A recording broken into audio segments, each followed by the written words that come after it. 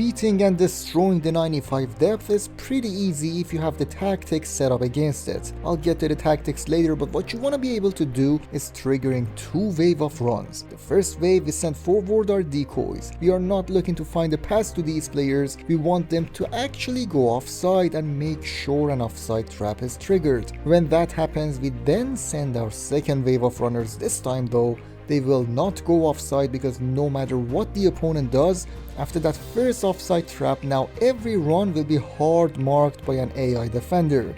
And look how that one defender messes up the whole offside trap and a high defensive line.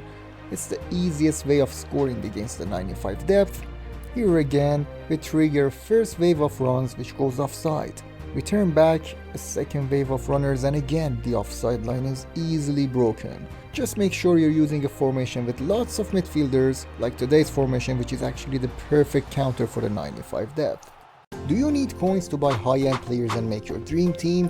Then you gotta check out lootbar.gg and their amazing prices. They're already 10% cheaper than any other platforms, and I've got you another 8% off by using my code OMID.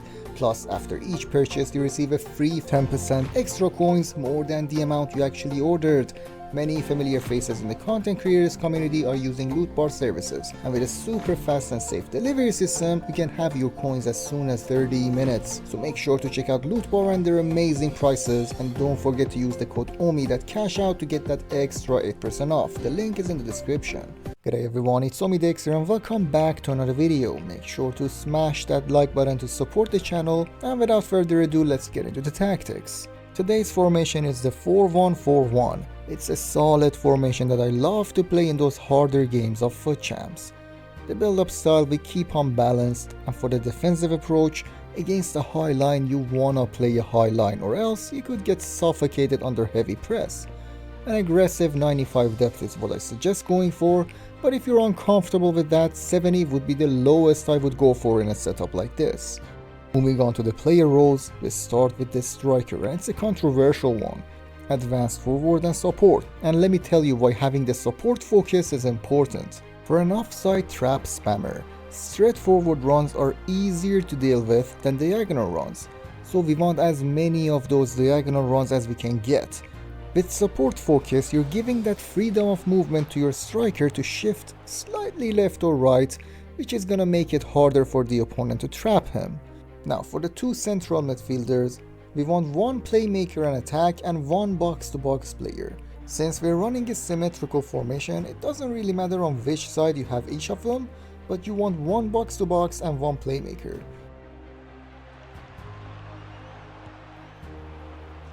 Next up are the 2 wingers, and remember what I said about diagonal runs.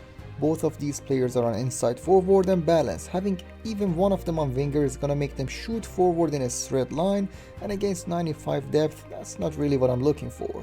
And since we only have just 1 striker up top, these 2 players are gonna get lots of involvement in goal scoring opportunities. Now that the attack is taken care of, we want the CDM on deep line playmaker and defend. Just stay back and take care of the counter attacks. Both of the fullbacks are on fullback and defend.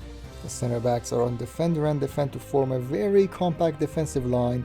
And finally, my goalkeeper as always is on sweeper keeper. That's it, we're done with the tactics. You can see the code on your screen. I'm gonna make sure to put it down in the description as well. Now let's get into some gameplay. The 4-1-4-1 is a very scary formation.